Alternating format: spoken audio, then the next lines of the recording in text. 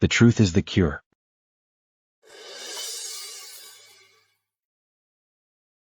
I once identified as a deeply religious person, but my journey has led me to embrace a more spiritual perspective. Today I see life through a spiritual lens, understanding that everything, our experiences, relationships, and challenges, is interconnected. By viewing our lives from this spiritual aspect, we gain deeper insights into ourselves and the world around us. This shift in perspective is part of a larger journey that began with my reflections on the rewritten King James Version of the Bible. As I navigated the complexities of faith, trauma, and personal growth, I found that spirituality offered a framework for understanding the unseen, non-physical aspects of existence. It became a way to make sense of my past and transform it into something meaningful. I want to begin this book by sharing a personal story, one that illustrates how my trauma became my greatest superpower. Growing up, my mother, a devout believer, often urged me to turn to the Bible whenever I faced challenges. At the time, the scriptures felt disconnected from my reality, and I struggled to relate their words to the pain I experienced during my parents' tumultuous divorce. Their emotional tug-of-war left me feeling lost, caught in a web of resentment and confusion. As I matured into adulthood, my mother's words began to resonate differently. One day I picked up my Bible and delved into the relationship between God the Father and His Son Jesus. The repeated emphasis on Father and Son in the scriptures marked the beginning of my healing.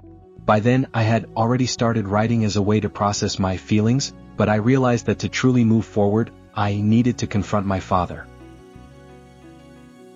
This wasn't easy. For years, I had approached him with anger and resentment, viewing him as the source of much of my pain. But this time was different.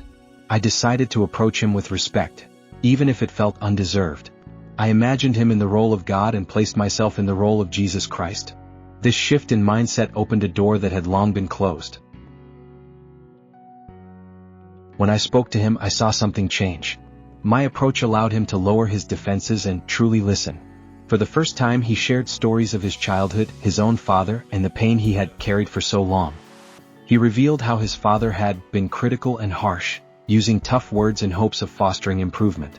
I began to see the cycle of pain, how it traveled from one generation to the next, shaping our relationships and our spirits. In that moment, my hostility toward him transformed into empathy. I realized that much of his behavior was shaped by his struggles, just as mine had been shaped by my own. This newfound understanding changed not only my relationship with my father but also my relationship with myself and others. From that day forward, I carried the spirit of empathy into every area of my life. I learned that we each possess one spirit, which manifests in various roles: child, parent, friend, partner.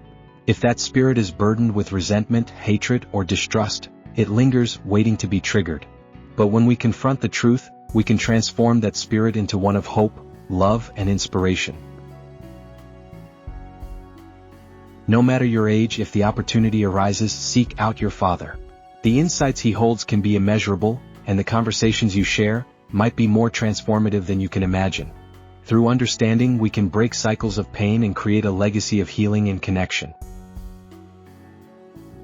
This book is a testament to that journey, to the power of uncovering truth, confronting pain, and embracing the interconnectedness of all things.